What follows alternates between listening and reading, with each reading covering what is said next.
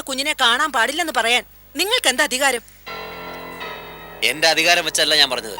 പിന്നെ നിന്റെ ചൂടേറ്റ് വളരാൻ കഴിയാത്ത, നിന്റെ മുഖം ഓർമ്മയില്ലാത്ത എന്റെ മകൾക്ക് നിന്നെ കാണണ്ട.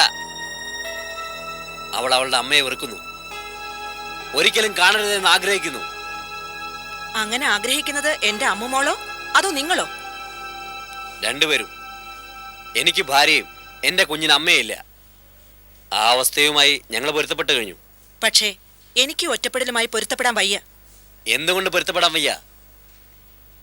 ക്ലബും പാർട്ടിയും ഡിന്നറൊക്കെ ആയിരുന്നല്ലോ നിന്റെ ലോകം. അതൊക്കെ വിട്ടിട്ട് എന്തിനു നീ ഇവിടേക്ക് വന്നു? ഓ, ഡിവോഴ്സ്. അത് ഞാൻ ഓർത്തില്ല. രേഖാമൂലമുള്ള ഒത്തുചേരൽ കൂടി വേർപെടുത്തി കഴിഞ്ഞാൽ പിന്നെ പോവുകയല്ലേ നല്ലത്. എന്നെ എൻ്റെ കുഞ്ഞിനെയും ശാന്തമായി സമാധാനമായി ജീവിക്കാൻ അനുവദിച്ചുകൊണ്ട്.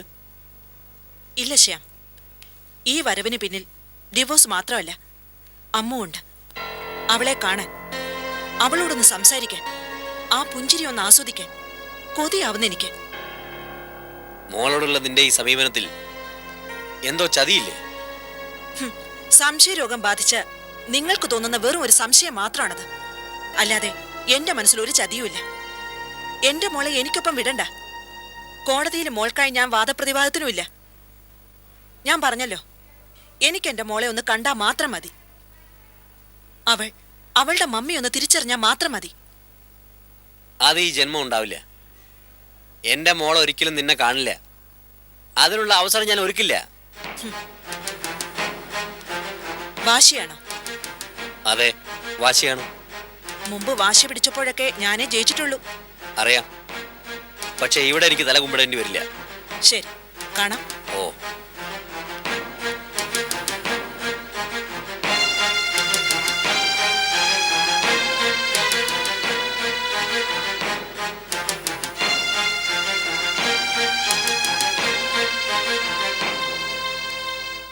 ആ, നാളെ രാവിലെ തന്നെ മകൾ പോയി വന്നോളൂ.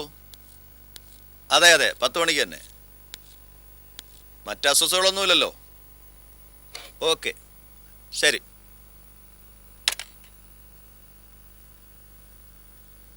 എന്താ ശ്യാം, താൻ ആകെ മൂഡൗട്ടാണല്ലോ.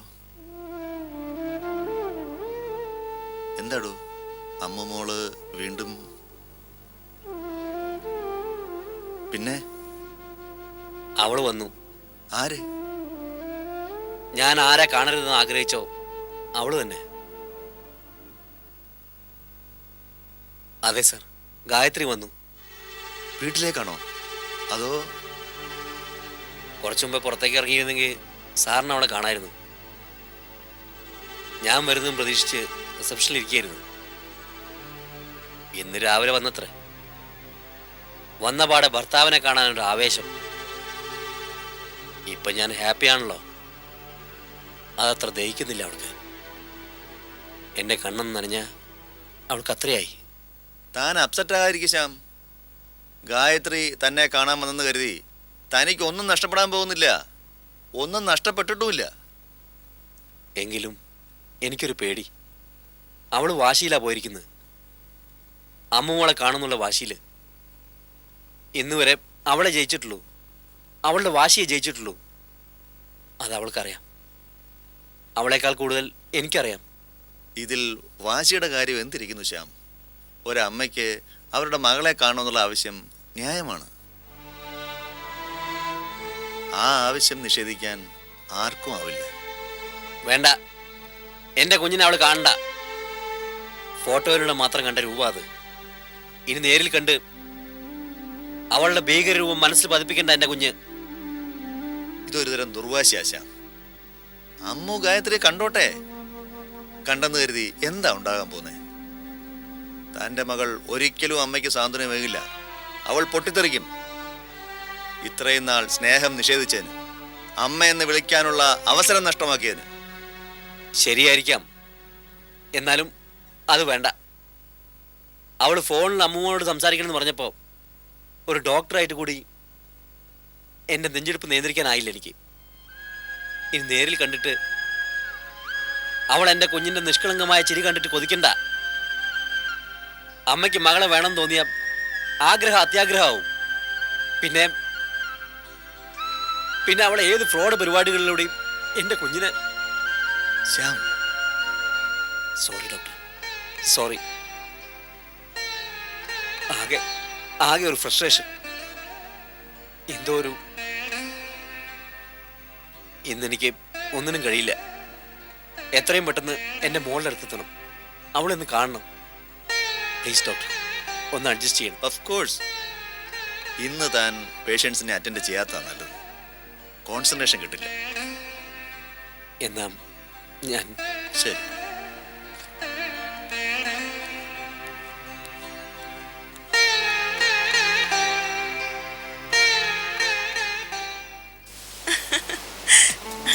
അങ്ങോട്ട് നോക്കി നോക്ക് മോളെ, അവിടെ ഒരു വള്ളം കണ്ടോ? അയ്യോ.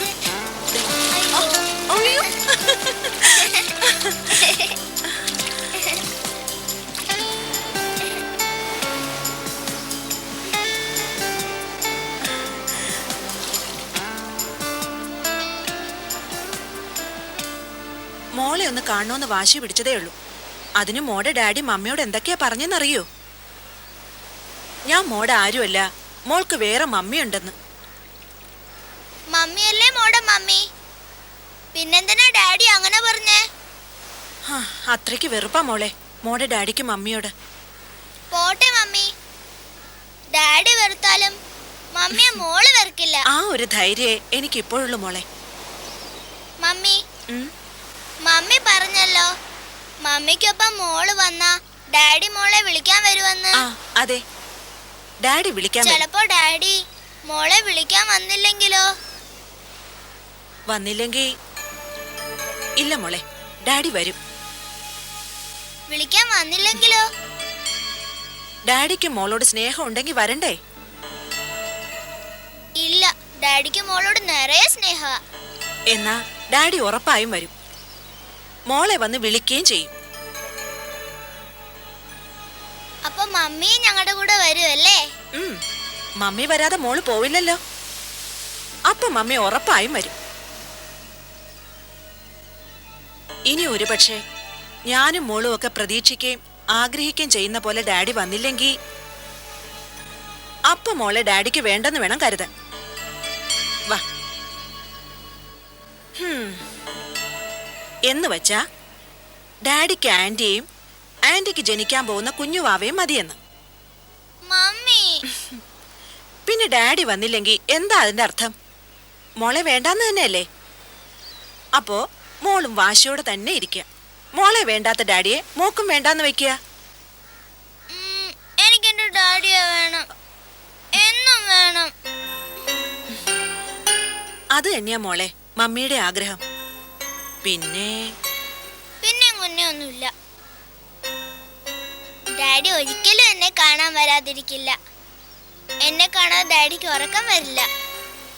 ആ ശരി ശരി, ഡാഡിയായി മോളായി. ഇനി നിങ്ങളുടെ കാര്യത്തിൽ ഞാൻ ഇടപെടുന്നില്ല. നോക്കേ, ഹായ്, നല്ല മൊബൈല്. ഇതാർക്കാന്നറിയോ? ഇല്ല. ഇതേ എന്റെ ചക്കര കുട്ടിക്ക. മോക്കോ? മോക്ക് മൊബൈൽ എന്തിനാ? മമ്മി വിളിക്കാൻ. ഇന്ന് മോളുടെ ഡാഡി ഞാനും കാണുകയും വഴക്കിടുകയൊക്കെ ചെയ്തില്ലേ? അതുകൊണ്ട് മോൾക്ക് ഡാഡി ചിലപ്പോ വിലക്കേർപ്പെടുത്തും. വിലക്കോ? അതേന്നേ. മോൾ എവിടെ പോകുന്നു, എന്തിനു പോകുന്നു, മമ്മി മോളെ കാണാൻ വരുന്നുണ്ടോ എന്നൊക്കെ ഡാഡി ശ്രദ്ധിക്കും. അതുകൊണ്ട് നമുക്കിതുപോലെ എന്നും കാണാൻ കഴിഞ്ഞെന്ന് വരില്ല. മോളെ കണ്ടില്ലെങ്കിലും എന്റെ ചക്കരയുടെ ശബ്ദം ഈ മമ്മിക്ക് കേൾക്കണം എന്നും. അത് എല്ലാവരുടെ മുമ്പിൽ വെച്ച് എങ്ങനെ വിളിക്കൂന്നല്ലേ? എന്റെ കുട്ടൻ എന്നെ ആരും കാണാതെ വിളിച്ചാ മതി. ഈ മൊബൈൽ ആരും കാണിക്കണ്ട. മനസ്സിലായോ? എങ്ങനെയാ വിളിക്കേണ്ടെന്ന് മമ്മി പറഞ്ഞുതരാം.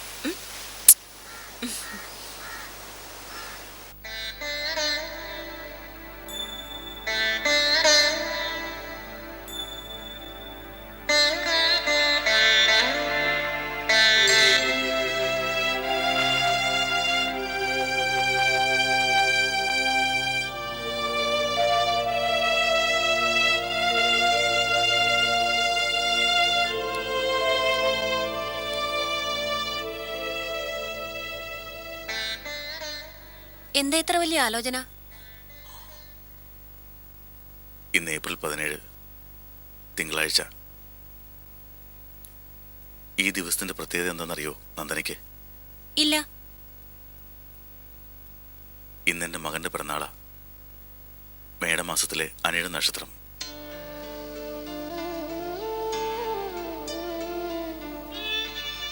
വിഷു കഴിഞ്ഞ ദിവസമായിരുന്നു ജനനം. ഞങ്ങൾക്ക് കിട്ടിയ വിഷുക്കൈ നീട്ടമെന്ന അന്ന് എല്ലാവരും പറഞ്ഞിരുന്നത്. അതിനുശേഷം ദേ കഴിഞ്ഞ പിറന്നാൾ വരെ അവന് വിഷുക്കൈ നീട്ടവും പിറന്നാൾ സമ്മാനവും കൊടുക്കാൻ ഞാൻ മറന്നിട്ടില്ല. ഈ വർഷം മാത്രം പതിവ് തെറ്റി.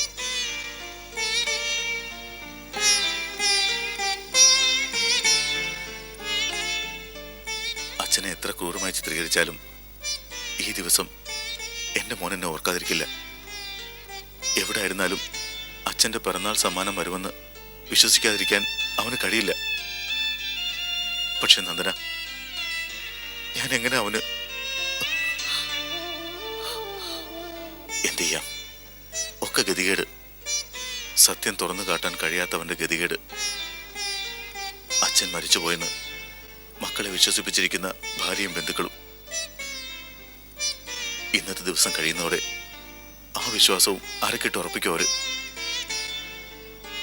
കർക്കിടകവും അവന് ബലിതർപ്പണം നടത്തിയാലും ഇനി അത്ഭുതപ്പെടാനില്ല. ശരിയാ. അവരുടെ കൈവശം വേണുവേട്ടന്റെ ഒരു വിവാഹ ഫോട്ടോ കിട്ടിയ സ്ഥിതിക്ക് പ്രത്യേകിച്ചും.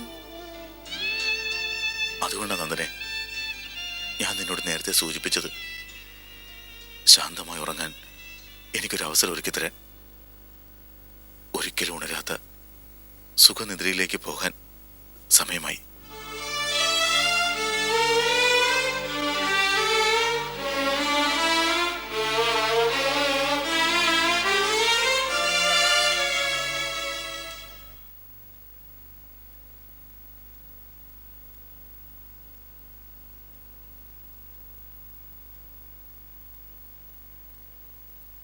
ഇന്ന് ഉണ്ണിയേട്ടന്റെ പിറന്നാളായോണ്ടേ അച്ഛൻ ഞങ്ങൾക്ക് എന്തോരം സമ്മാനങ്ങൾ വാങ്ങി തരേണ്ടതാ. ബീച്ചിലും പാർക്കിലും ഒക്കെ കൊണ്ടുപോയനെ, ഐസ്ക്രീമും വാങ്ങി തന്നേനെ. എല്ലാം തരും. എന്നിട്ട് ചിലപ്പോ ബീച്ചിൽ കൊണ്ടുപോയി കടലിൽ മുക്കി കൊല്ലുകയും ചെയ്യും. കഴിച്ചിട്ട് എഴുന്നേറ്റ് പോകാനുള്ളതിന് പകരം നാണോ മാനോ ഇല്ലാതെ ഓരോന്നിരുന്ന് സംസാരിക്കുക. കഴിക്കടി. എന്താടി, എന്തിനാ നീ മോളെ വഴക്ക് പറയുന്നേ? ഇവള് പറയുന്നത് കേട്ടില്ലേ? ഉണ്ണിയുടെ പിറന്നാളിനെ അച്ഛൻ മക്കൾക്ക് ഏതാണ്ടൊക്കെ വാങ്ങി കൊടുക്കുമായിരുന്നു അത്രേ. പിന്നെ സ്വർണ്ണ കിരീടവും സ്വർണ്ണ തളികയും ഒക്കെ വാങ്ങി തന്നേനെ. ഇപ്പാവും വാങ്ങി കൊടുക്കുന്നുണ്ടായിരിക്കും. അവന്റെ ദേ പെണ്ണെ, എന്നെ കൊണ്ട് വെറുതെ ഒന്നും പറയിക്കല്ലേ. ആ മൃദുലേ, ഞങ്ങൾ ക്ഷേത്രത്തിൽ പോയിട്ട് വരുന്ന വഴി ഞാൻ ആ മന്ത്രവാദി പിഷാരടിയുടെ വീട് വരെ ഒന്ന് കയറി. വീട്ടിലൊരു മംഗളകർമ്മം നടക്കാൻ പോവല്ലേ, കാര്യങ്ങളൊക്കെ ഒന്ന് ചോദിച്ചറിയാന്ന് വെച്ചു. എന്നിട്ട് അയാളെന്ത് പറഞ്ഞു? ആര്യമോളെ, അപ്പു കല്യാണം കഴിക്കുന്നതോടെ തറവാട്ടിൽ നിന്ന് കഷ്ടകാലങ്ങളൊക്കെ ഒഴിഞ്ഞു പോകുമെന്ന്. ആ അത് മാത്രമല്ല മോളെ, കൂടോത്രക്കാരെ ഒഴിവാക്കാനേ മറ്റൊരു പുണ്യകർമ്മം കൂടി മന്ത്രവാദി ചെയ്തു തന്നു. ദേ നോക്കി, ജപിച്ച ഭസ്മ. ഇത് ഉള്ളിൽ ചെന്ന ഏത് വലിയ ഇത്തിൽ കണ്ണി ഒഴിഞ്ഞു പോകുമെന്ന് അയാൾ പറഞ്ഞത്. ഇതിപ്പോ എങ്ങനെയൊക്കെ കൊടുക്കുക? മോനെ, ദേ ഈ പ്രസാദം പൂജാമുറി കൊണ്ടുവയ്ക്കേ, ചെല്ല്. എടി, ഈ വഴിപാട് കഴിച്ച പ്രസാദം ഇവിടെ ഇരിക്കല്ലേ, അതിൻ്റെ അകത്ത് ഇലക്കി കൊടുക്കണം.